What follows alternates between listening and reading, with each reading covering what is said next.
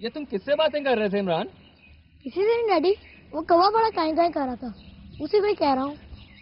तुम पागल तो नहीं हो गए हो? कोई कौवों से इस तरह बातें करता है क्या? मैं कौवा नहीं जिन हूँ।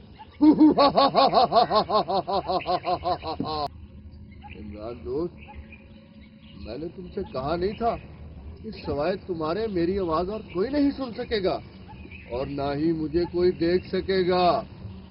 सॉरी दोस्त।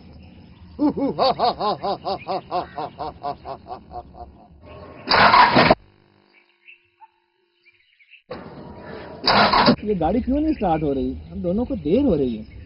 दोस्त, तुम ही हमारी मदद करो ना। बेटा जी, हमारी गाड़ी क्यों क्यों है?